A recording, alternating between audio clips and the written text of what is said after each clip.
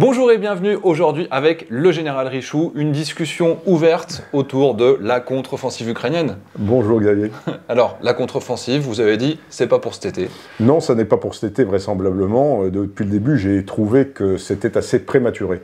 Et mon analyse, elle se base sur une chose, c'est le problème logistique. C'est-à-dire que, compte tenu de l'effort de guerre insuffisant que fournissent nos sociétés occidentales, l'OTAN, les pays de l'OTAN, enfin les alliés de l'Ukraine actuellement, je ne vois pas comment on peut amasser la masse critique d'obus, de munitions et éventuellement aussi de carburant pour pouvoir mener une affaire de cette ampleur, parce que c'est une offensive, ça se produit dans la durée, ça dure des semaines, et il faut être capable de fournir, parce que si elle s'épuise en 72 heures, ça n'a aucun intérêt.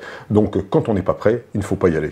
Pourtant, on dit qu'on a réussi à constituer plus d'une dizaine de brigades qui sont prêtes, qui sont en réserve, qui sont opérationnelles et qui ne sont pas engagées sur le terrain. Eh bien sûr, donc elles ne sont pas engagées, c'est ça qui est rassurant pour moi, c'est-à-dire que ce qu'on a appelé dans les médias la contre-offensive début mai n'en est pas une, c'est quelques brigades, je crois que c'est 3 ou 4 au maximum, et donc ce qu'on appelle des contre-attaques locales sur le plan militaire. Une contre-offensive, il y a un mot dans le vocabulaire militaire qu'il ne faut jamais oublier, c'est qu'il s'agit de la destruction de l'adversaire. Elle comporte 3 phases. La première, c'est la désorganisation de l'ennemi, donc ça veut dire taper dans la profondeur, les PC, la logistique, les lignes logistiques, les lignes de front également pour pouvoir faire un effort principal à un endroit donné, donc ça c'est la première chose. Ensuite, il faut manœuvrer pour percer la ligne adverse, et ensuite, la troisième mission, c'est de détruire l'ennemi. Or là, on n'est pas dans un processus de destruction de l'ennemi, on est dans un processus de grignotage du terrain, avec un nombre de brigades assez limité engagées, et la plupart des brigades nouvellement formées ne l'ont pas encore été. Ça veut dire que l'offensive principale n'a pas encore été engagée. Et je dirais une chose supplémentaire, c'est que la polémique sur les sous-munitions, qui seraient des munitions sales, mais qu'on donne parce qu'on n'a pas le choix, montre bien qu'on n'a pas été capable de fournir l'effort nécessaire, logistique en munitions, pour approvisionner cette armée et lui permettre de mener cette contre-offensive qui devra pouvoir durer des semaines sans s'épuiser. Mais là, finalement, est-ce qu'on n'est pas en train aussi d'observer un début de préparation de cette future offensive? L'attrition, les frappes dans la profondeur, les scalps qui vont arriver, les attaques MS qui ont été promis? Bien sûr, tout ça, ça contribue. Et puis je pense qu'on essaye aussi, si vous voulez, de faire ce qu'on appelle les petites reconnaissances offensives, c'est de voir où ça résiste bien, tester le matériel occidental. Donc, mais il faut en même temps, il faut veiller à ne pas user son propre corps blindé, c'est-à-dire perdre ses chars bêtement, etc., et les réserver pour le jour où cette grande offensive sera menée. Mais ce qui est fait aujourd'hui est utile. Chaque PC qui est détruit, chaque dépôt de munitions qui est détruit, contribue à l'atteinte de l'effet majeur qui, un jour, sera d'effectuer une percée. Où cette percée aura-t-elle lieu? Ça, c'est une autre histoire. Mais je pense que, compte tenu de la saison avancée, c'est-à-dire qu'on est déjà mi-juillet quasiment, et qu'il reste grosso modo 2 mois de beau temps, c'est très très peu sur le plan militaire, hein. C'est pas le temps médiatique ou les films, hein. Donc où on perce, ça y est, en 2 heures de film, ils sont à l'autre bout du pays adverse, etc. C'est absolument pas ça. 2 mois, c'est très très peu. Donc aujourd'hui, effectivement, pour la grande offensive, il n'y a plus le temps. Tout simplement, il n'y a plus le temps et il n'y a pas encore toutes les munitions qui permettent de le faire, et donc c'est la raison pour laquelle elle est vraisemblablement différée. Il y a un doute quand même sur la quantité de munitions, mais si je reprends la contre-offensive précédente qui avait lieu à partir du mois de septembre, octobre, début novembre, vous avez permis de libérer le nord et de reprendre Kherson. Finalement, c'est arrivé beaucoup plus tard, et on a presque envie de se dire, mais c'est le moment d'attaquer, ils avancent, et puis le front est gelé pour se reposer au moment de la Rasputin. Oui, alors, mais à l'époque, l'armée russe était quand même en gros déséquilibre, hein, donc elle avait subi un certain nombre de revers. Leur offensive en mars, avril, etc., ne s'était pas passée comme elle le voulait, mais on a vu également qu'ils ont reculé assez habilement et qu'ils n'ont pas perdu leur corps blindé. Ils n'ont pas perdu leur armée.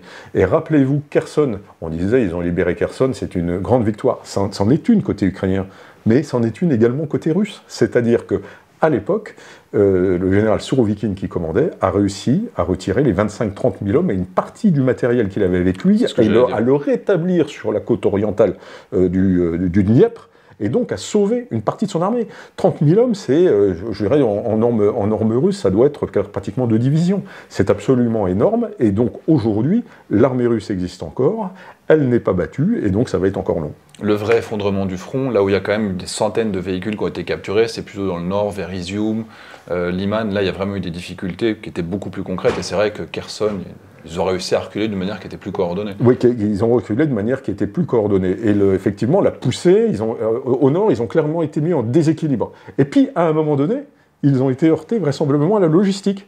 C'est-à-dire qu'ils ont réussi à faire une poussée, et à un moment, quand ça ne suit plus derrière, un corps blindé mécanisé, ça s'arrête tout simplement. Parce que un corps comme ça demande du carburant, des pièces détachées, des moteurs, des boîtes de vitesse, ça demande des obus, ça demande des balles de mitrailleuse, ça demande de balles de fusil. Et tout ça, c'est par milliers et par millions vraisemblablement. Donc tout ça, à un moment donné, quand ça n'arrive plus en quantité suffisante, quand on n'est plus capable d'abonder, eh bien, ça s'arrête, un peu comme c'est arrivé à l'armée allemande en 1941, qui, à partir d'octobre, s'enlise à cause de la Rosputitsa, mais aussi parce qu'il y a de tels degrés d'usure des matériels depuis juin, qu'il y a des Panzer-Divisions qui ont encore 30 chars qui fonctionnent. Et ils avaient un problème industriel, parce que c'est un problème industriel, cette guerre. C'est un vrai problème industriel. Les Allemands avaient déjà un problème industriel, c'est qu'ils ne faisaient pas suffisamment de moteurs de chars pour pouvoir remplacer ceux qui avaient été grillés par la poussière de l'été, etc., etc. Voilà. Donc, ils se sont arrêtés au moment précis où la logistique ne suivait pas. Et là, si on regarde justement cette guerre industrielle, puisque finalement les deux armées, qui va craquer en premier, c'est celle qui n'a pas l'industrie, qui arrive à produire suffisamment vite. On dit beaucoup que les Russes n'arrivent pas à compenser leurs pertes. Effectivement, on voit de plus en plus de matériel soviétique à la place de matériel russe.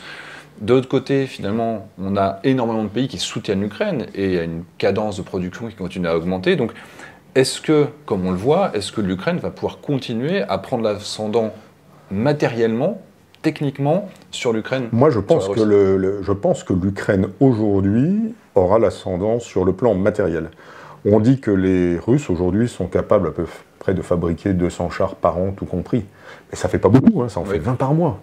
Alors, peut-être en réparer quelques-uns. Bon, c'est très très peu, c'est ridicule quand on sait qu'au minimum, ils en ont perdu à peu près 2100 et à peu près 10 000 ou 11 000 matériels blindés de toutes sortes. C'est absolument considérable. Quand on sait que l'armée française a 220 chars, et 2100, ils ont perdu 10 fois plus. Donc ces pertes, ils ne peuvent pas les compenser. C'est absolument impossible. Et on le voit bien au fait qu'ils rapatrient du matériel de plus en plus ancien, du T-72, parfois même du T-64 ou du T-62. Enfin, c'est des matériels qu'on voyait, aurait pu imaginer que l'armée française utilise de l'AMX-30, c'est celui avec lequel j'ai commencé ma carrière. C'est tout à fait improbable. Et puis, derrière ça, il y a la capacité à produire des obus également. C'est-à-dire que quand les Russes sont obligés d'aller chercher des obus en Corée du Nord, c'est la preuve qu'ils n'en ont pas assez. Quand ils commencent à être obligés d'aller chercher des drones chez les Iraniens, qui sont quand même de technologie moyenne, c'est-à-dire qu'ils ne sont pas capables de les fabriquer, et qui n'ont plus les missiles, qui n'ont plus la masse critique en missiles pour pouvoir taper dans la profondeur comme ils le souhaiteraient.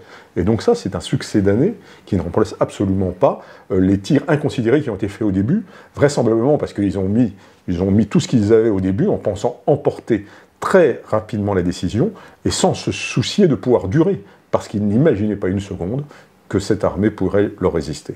Mais donc ça veut dire qu'on est d'accord, les Russes, il n'y a aucune chance qu'ils puissent demain repartir à l'assaut, prendre Odessa, tel qu'ils continuent à le dire aujourd'hui, même prendre le Donbass, simplement un objectif simple qu'ils n'ont toujours pas réussi à prendre. Mais est-ce que les Ukrainiens, avec l'arrivée des nouvelles armes, avec les missiles Scalp, les missiles Attack-MS, la multiplication des chars, parce qu'ils en ont reçu pour l'instant une petite proportion, est-ce qu'eux, ils vont réussir à basculer sur la supériorité nécessaire pour lancer cette offensive? Alors, pour lancer une offensive, il faut être au minimum à 3 contre 1, généralement à 5 contre 1. Mais c'est localement, ça. C'est localement, oui, mais il faut appliquer un effort. C'est-à-dire que pour percer, s'il y a 6 ou 7 lignes dans la profondeur, il faut être capable de les percer. Donc il faut un effort qui est considérable, il faut des milliers, voire des millions d'obus. Et je pense qu'aujourd'hui, les Ukrainiens n'ont pas la masse critique qui leur permette de percer. Je parle aujourd'hui, peut-être dans 6 mois, dans 1 an. Bon, un exemple très simple. on dit que les Russes, sur Bakhmout, tiraient 20 000 obus par jour. Oui. L'armée française, aujourd'hui, elle doit en fabriquer dans les 40 000, et on vient d'augmenter notre cadence pour aller à 40 000 par an, pour atteindre 85 000 par an. Ça veut dire que dans la cadence de tir des Russes à Bakhmout, on va fournir par an, y compris nos propres besoins, 5 jours de munitions aux Ukrainiens. Donc c'est absolument dérisoire, il y a un véritable problème industriel, un problème de ligne à monter, un problème de capacité à accélérer la construction des matériels, des blindés, des munitions, également des missiles, toute chose qui ne se fait pas en 3 secondes. C'est-à-dire on critique souvent le fait que les Occidentaux, eh bien, finalement, prennent les décisions tardivement et ne fournissent pas. Alors ça c'est vrai pour les avions, les F-16 on les a. Si on prenait la décision, il faut former des pilotes et on pourrait les envoyer. Mais pour les munitions, c'est pas vrai. Ça fait 30 ans, 40 ans qu'on vit à flux tendu sur des opérations, je dirais, de basse intensité ou temporairement de haute intensité, mais qui ne consomment pas énormément de munitions. Et on n'a tout simplement pas les chaînes pour accélérer en l'espace de quelques mois la production d'armes et de munitions pour les Ukrainiens. Et ça, c'est un problème industriel. Et je pense qu'il faut bien 2, 3 ans, peut-être 4 ans, pour pouvoir monter correctement et leur fournir ce qu'ils veulent. Maintenant, la force occidentale, je veux dire, les pays de l'OTAN, hein, c'est pas l'OTAN qui fournit, on est bien d'accord, ce sont les pays membres de l'OTAN. Bon, c'est quand même les pays les plus industrialisés au monde, c'est quand même une force, c'est 50% sans doute à peu près du PIB mondial. Bon, ces gens, quand nous, on commence à fournir, si on prend la décision d'accélérer, forcément ça aura un effet sur la capacité des Ukrainiens à percer. Mais ça n'est pas suffisant, parce que, il faut la masse, mais il faut aussi qu'on arrive à rompre les plafonds de verre, comme la livraison des F-16, ou bien des missiles à longue portée. Mais ces armes qui sont pas des armes magiques qui vont tout basculer, mais néanmoins leur arrivée, ça a un effet cumulatif. C'est un effet cumulatif, mais une offensive, c'est un tout. C'est-à-dire que quand vous allez, ce qu'on appelle modèle terrain, alors je signale quand même que ça vient de l'anglais shaping, mais que c'est pas du vocabulaire militaire français. Hein, la première phase, c'est la phase de désorganisation de l'ennemi dans le TTA 106, c'est-à-dire dans la définition. Vous savez, on a toujours des définitions de vocabulaire militaire très précises, parce que moi, si on me dit modèle le terrain, je sais pas très bien ce que ça veut dire. Bon, par contre, on me dit une contre-offensive, elle a des phases, ça c'est défini de manière avec précision dans les manuels, et je sais ce que j'ai à faire. Bon, désorganisé, ça veut dire être capable de tirer dans la profondeur, c'est-à-dire, si on a des missiles à 300 km, ça veut dire qu'on tape les PC à 300 km, c'est-à-dire qu'on tape les transmissions, les centres de transmission, hein. Ça veut dire qu'on tape les dépôts logistiques à 300 km, ça veut dire qu'on tape les lignes logistiques qui sont les lignes de vie qui amènent au front, et qu'on les tape dans la profondeur, et qu'on réduit le flux qui va amener l'armement et les munitions vers l'avant. Et puis ensuite, il y a l'armement de contact, ça c'est de niveau opératif, mais l'armement de contact, par exemple avec les F-16, qui vont être capables de détruire les bunkers, qui vont être capables, je dirais aussi, de détruire les tranchées, et puis éventuellement avec les HIMARS, avec toute l'artillerie, de bouleverser la première ligne, et puis avec les sous-munitions, éventuellement d'aider à déminer les champs de mines, qui sont un problème effectivement tout à fait considérable, parce que sans déminer, effectivement, on n'arrivera pas. Ils ont miné à l'excès, bien plus que selon les normes, je dirais, les abacs normaux de minage. Ils ont surminé pour être sûr que ça ne passe pas. Donc à un moment donné, il faut trouver aussi la manière de déminer. Et ça souligne des choses qu'on ne dit pas suffisamment, c'est le rôle de l'arme du génie. Alors, l'aviation peut aider, l'artillerie avec les sous-munitions peut aider, non, les sous-munitions, elles sont tirées par avion également, mais l'arme du génie, au sol, ce sont des troupes de contact, ce sont des troupes de mêlée qui, avec l'infanterie, avec la cavalerie, attaquent et déminent vers l'avant. C'est-à-dire qu'ils déminent des couloirs, ce qu'on appelle les couloirs de mobilité, par lesquels les chars vont pouvoir passer et s'engouffrer dans le dispositif adverse. Alors tout ça, c'est compliqué, tout ça, c'est dévoreur de personnel, c'est dévoreur de matériel, c'est dévoreur de munitions, et c'est extrêmement coûteux sur le plan humain, donc ça ne se ferait pas du jour au lendemain, et donc quand on n'est pas prêt, il ne faut pas y aller. Avec cet effet cisaille, qui est la problématique du chef, c'est que je ne suis pas prêt, je n'y vais pas, mais pendant ce temps-là, l'ennemi se renforce. Et donc, il y a un moment, il faut prendre une décision, parce que si vous laissez l'ennemi se fortifier ad vitam aeternam, un jour, vous ne passerez pas. Là, donc ça veut dire qu'on se bat localement, on grignote, on fait de la reconnaissance offensive. Les Ukrainiens, néanmoins, ont repris en 6 semaines plus que ce que les Russes avaient pris en 6 mois par le passé, depuis le début de l'année. Donc, même si c'est quelques centaines de kilomètres carrés, ça reste restreint, mais ils avancent quand même petit à petit. Ce ne sera pas suffisant pour libérer leur pays de cette manière-là. Donc, il y aura forcément un besoin de lancer une contre-offensive à un moment. Est-ce que vous pensez, même si on n'a évidemment pas de chiffres, est-ce que ce sera quand même pour 2023 ? Ou alors est-ce qu'il faudra vraiment s'attendre à ce que ces grandes contre-offensives arrivent les années suivantes ? Alors moi je vous dis que ce n'est pas pour 2023. La grande offensive, parce que la masse, je dirais, logistique qu'on est capable de mettre n'est pas encore arrivée. Et quand je dis la masse logistique, c'est pas que les obus. Vous avez besoin d'hôpitaux de campagne, vous avez besoin de mettre des dépôts logistiques, mais ça veut dire des hommes. Ça veut dire que pour amener au front, il faut des camions, des centaines de camions. Et pour des centaines de camions, il faut des centaines de conducteurs. Donc tout ça, c'est long, c'est compliqué à mettre en place, il faut mettre des dépôts. Et là, vous avez une double problématique. C'est-à-dire que vous devez avoir la logistique pour mener la guerre que vous menez actuellement. C'est-à-dire que les combats, ils sont quotidiens sur la ligne de front. Oui. Donc vous avez besoin d'obus. Vous avez besoin d'obus, de munitions d'artillerie, de balles de mitrailleuses, de missiles, de balles pour votre Kalachnikov. Vous avez besoin de tout ça. Et en même temps, vous devez être capable d'accumuler le stock qui est distinct, que vous empilez, qui vous permettra de mener la contre-offensive. Et là, c'est en millions de munitions, d'unités, etc., etc. Donc, vous voyez, c'est une problématique qui est double. Et aujourd'hui, compte tenu de notre capacité de production occidentale, je ne pense pas qu'il soit envisageable que la contre-offensive de libération ait lieu en 2023. Je pense que quand les F-16 arriveront, s'ils arrivent, ce qu'on peut espérer, ce sera un signe déjà très très positif. A priori, ce sera cet automne. Ça sera cet automne. Mais alors peut-être qu'après, on peut rêver à une offensive d'hiver. Quand il fait moins 10 et que tout est gelé, on peut attaquer. Les Russes vont attaquer en février. Oui, absolument. L'offensive de la Vistule, c'est janvier 45, et c'est 2 millions d'hommes, 2 500 000 hommes, avec 4000 canons, je crois, à peu près. Bon, quand le sol est bien stabilisé, on peut tout à fait attaquer. Mais encore faut-il que vous ayez les obus. La querelle sur les sous-munitions prouve qu'actuellement, les stocks n'existent pas. Oui. Et donc c'est ça qui m'inquiète, en fait. Il y a une parole quand même américaine sur ces sous-munitions. Ils disent ça permet de tuiler et de fournir des munitions jusqu'à ce qu'on arrive à un niveau de production qui soit égal à la consommation. Bien sûr. Donc, mais moi, je le comprends sur le plan militaire. Dans la querelle, c'est moral, c'est pas moral. On peut rappeler deux choses. Un, c'est qu'effectivement, comme l'a rappelé un homme politique, raté à la Madeleine, il disait très justement que finalement, ils tirent sur leur territoire. C'est-à-dire que ce n'est pas les Américains qui tirent au Cambodge ou au Vietnam. Donc ça veut dire qu'ils ne vont pas laisser ces munitions pendant 30 ans, 40 ans, en laissant soin les autres à déminer, à se débrouiller avec, et puis avec des jeunes qui sautent dessus. Là, c'est sur leur terrain, là où ils vont les utiliser, ils ont la possibilité de cadastrer où ça va se passer, et de déminer tout ça en priorité après-guerre. Donc ça, quand même, ça annihile un petit peu le côté c'est pas moral, c'est des armes sales, etc. Donc je pense que c'est un argument qui tombe un petit peu compte tenu du fait que c'est leur propre terrain et qu'ils l'utiliseront là où ils l'ont décidé de manière circonscrite pour atteindre un effet. Bon, ça c'est la première chose. Et puis ensuite, le tuilage, effectivement, attendre jusqu'au moment, ça nous permet d'attendre jusqu'au moment où on aura la production suffisante, mais quand ce moment arrivera-t-il ? Si vous consommez en offensive 20 000 obus par jour, il vous faut des millions d'obus. Par exemple, un char, c'est 50 obus à peu près, un char. Par jour ? Non, pas faire le plein d'un char. Faire faire le plein de munitions d'un char, c'est 50 obus. avec ça, vous allez tenir entre 24 et 48 heures sur un combat de haute intensité, suivant là où vous vous trouvez, etc.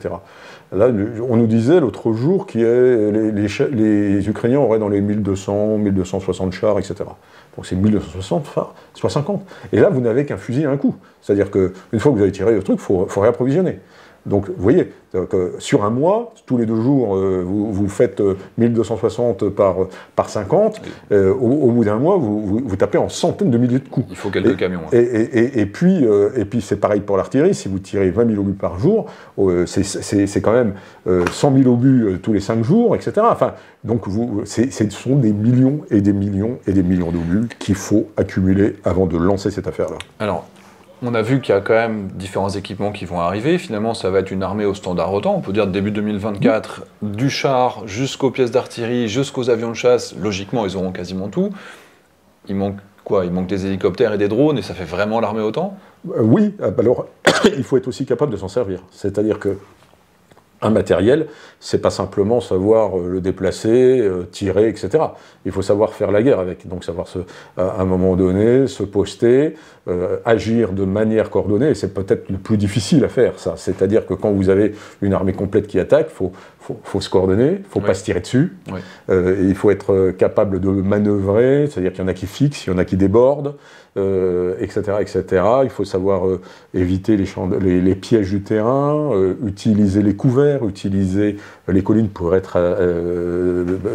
pas être vu par l'ennemi, etc., etc. Donc tout ça, ça s'apprend. Il faut savoir tirer rapidement et se reculer, changer de position en permanence pour être moins vulnérable quand on est dans les chars. C'est ce qu'on apprend en premier. Et donc tout ça, ça demande quand même des mois. Alors, quand on regarde l'usage qu'en font les Ukrainiens comparé aux Russes, alors ils ont des pertes aussi, mais je veux dire, il y a des choses, alors vous en parlerez mieux que moi, mais quand on voit des champs où ils sont tous alignés les uns derrière les autres... Oui. Et là, vous avez un vrai problème avec les Russes, je pense, de destruction d'une partie de leur commandement de manière précoce au début de la guerre, ce à quoi ils ne se sont pas attendus. Et aujourd'hui, vous avez des unités à qui on a appris succinctement à déplacer leur char, à tirer, à mettre un obus et puis à tirer, et voilà, mais qui n'ont aucune idée de la manière dont on manœuvre. Et la manœuvre, par exemple, on n'est jamais à la queue leu-leu. Par exemple, en char, au moins on m'apprenait qu'en face, un ennemi qui vous a dans sa lunette, il ne doit pas voir deux chars à la fois. C'est pour ça qu'un peloton de chars, moi j'avais 4 chars quand j'étais lieutenant, c'était étalé sur 800 ou 1000 mètres, en largeur ou dans la profondeur. Donc on n'était jamais empilé comme ça. Et puis quand le premier char il saute sur une mine, ce que j'ai vu dans certaines vidéos, c'est la première chose que font, c'est les autres, c'est déborder, essayer de passer. Non, c'est surtout, il faut reculer sur ses propres traces, ça veut dire qu'on est au milieu d'un champ et qu'on risque de perdre absolument tous ces blindés à cet endroit-là. C'est absolument stupide, ce sont des gens qui ne sont pas commandés, parce qu'une partie de l'encadrement a certainement disparu dans le tournant. Les Ukrainiens ont sûrement ce problème-là aussi, il n'y a aucun doute, ils ont sûrement perdu une partie de leur encadrement dès le début aussi, c'est le cas de la guerre, mais n'oublions pas qu'eux, ils sont formés aujourd'hui dans les écoles occidentales, par les armées occidentales, qui ont des fondamentaux du combat qui sont autrement supérieurs à l'armée russe, ou du moins dans ce qu'on a pu voir depuis le début de la guerre. En comptant aussi que le matériel occidental qu'on leur fournit maintenant permet un taux de survivabilité qui est infiniment meilleur que ce qu'on a avec les chars. Infiniment meilleur, on voit bien, on ne saute pas sur les chars. Moi j'ai été, quand je commandais ma brigade, j'avais des troupes qui étaient engagées au Mali, moi je n'y étais pas malheureusement, et j'ai eu une trentaine de blessés. C'était essentiellement sur mine, mais j'ai pas eu un mort. Ça veut dire que c'était vrai, les mecs étaient secoués quand même, mais globalement, il n'y a pas eu de mort. Ça veut dire qu'on a des matériels, même le VAB, qui est un engin ancien, qui a 40-50 ans, cet engin-là permet de survivre au combat. Et ça, c'est absolument extraordinaire. Et donc, on le voit bien, quand les armements occidentaux sont touchés, bien souvent, le personnel à l'intérieur est intact, et donc peut être employé, et puis après, l'armement tracté, et puis le matériel dépanné. Si on regarde l'avenir, est-ce que vous pouvez être optimiste pour l'Ukraine? Est-ce que vous pensez que finalement, le front va finir par rester figé, plus ou moins dans une position, peut-être un peu plus ou moins, telle qu'elle est aujourd'hui? Alors, ce que je crains, j'espère être démenti par les faits, parce que tout dépendra de la capacité industrielle. Je veux dire, la réponse est la capacité industrielle. C'est une guerre industrielle, une guerre de blindés. Ce que je crains le plus, c'est le front gelé. Parce que les Russes ont intérêt à geler le front. Ils n'ont pas la capacité aujourd'hui de conquérir la totalité de l'Ukraine, on le sait, ce n'est plus possible pour eux, c'est quasiment certain. En revanche, ils sont absolument bien retranchés, de manière assez habile aujourd'hui. On voit bien que dans les petites contre-attaques qui ont été faites, il y a des diverses lignes, il y en a 6 ou 7, il y a des champs de mines, tout ça c'est assez bien fait, même s'ils sont mal équipés, même s'ils sont mal commandés, c'est autant d'obstacles qui s'opposent aux Ukrainiens. Et si on n'a pas la masse critique, si on n'a pas amassé la masse critique, on risque d'arriver sur un conflit gelé qui est tout à l'avantage des Russes. Parce que si la guerre s'arrête aujourd'hui, ils ont 15% ou 14% du territoire ukrainien, et c'est Vladimir Poutine qui a gagné. C'est clair, ce soir, on dit il y a cessez-le-feu, il dit moi je reste sur mes positions, il a plus de terrain qu'il n'en avait le 24 février, et il est vainqueur de la guerre. Et c'est la raison pour laquelle ça, c'est absolument pas envisageable, admissible, et donc la guerre va durer. Le danger, c'est qu'aucune des forces belligérantes n'ait les moyens de percer, et que les Ukrainiens se fassent arrêter sur cette ligne de front très longtemps. Et c'est ce que cherche Vladimir Poutine, ces situations de fait qui nous amènent un petit peu à des positions comme au Karabakh, par exemple. Et puis, tranquillement, ça dure des années, on oublie cette affaire-là, nous, on repart vaquer à nos occupations d'occidentaux. De 2014 à 2021. Et puis un jour, eh bien, il y a une situation de fait qui devient inchangeable. Bon, alors moi je suis un peu plus optimiste que vous quand même. Je crois. Ah mais je suis optimiste, mais je dis c'est le danger. C'est le danger qui guette et qui m'inquiète. Voilà, ça m'inquiète. Je pense qu'ils sont mieux formés. Je pense qu'ils seront approvisionnés dans la durée, mais une fois que c'est pas maintenant, ils ont les moyens de faire un certain nombre de choses et de reconquérir, mais je pense, que ça ne sera pas rapide, et le danger c'est celui-là, c'est qu'on n'arrive pas à faire une grande percée, qu'ils arrivent à des gains limités, libérer une partie du territoire, et puis que ça dure, avec des morts pour des années. Bien sûr. Voilà. Si je peux, moi, mon avis que j'avais partagé sur Twitter, moi, j'avais plutôt visé septembre-octobre. À partir du moment où les Ukrainiens avaient commencé à faire des offensives en territoire russe, le but était de forcer les Russes à déployer et déplacer une partie de leur personnel, et les Russes ne l'ont pas encore fait. Donc je pense que les Ukrainiens se permettront d'attaquer quand les Russes auront déplacé leur territoire. Moi, j'espère que vous avez raison, parce que moi, dans mes pronostics, j'espère me tromper infiniment et que ça arrivera le plus tôt possible. Malheureusement, c'est pas tout à fait ce que j'observe aujourd'hui. Donc, on verra. C'est vraiment la saison me paraît un petit peu tard pour obtenir des gains majeurs cette année. Et j'aurais tendance à dire peut-être plutôt l'an prochain, parce que effectivement, il faut être prêt. N'oublions pas que le 6 juin 1944, il s'est pas fait entre septembre et novembre 1942. Il a fallu accumuler 3 ans de logistique à travers l'Atlantique pour pouvoir débarquer sur les côtes de France. Et donc c'est cette logistique qui emportera la décision ou qui ne l'emportera pas. Bon, Gérald, merci beaucoup. C'était un plaisir une fois de plus. On espère que cette vidéo vous a plu. Je vous renverrai également vers les autres vidéos qu'on a pu faire avec le général Richoux. Puis on se retrouve sur LCI également de temps en temps. Voilà, avec plaisir, Xavier. Au revoir.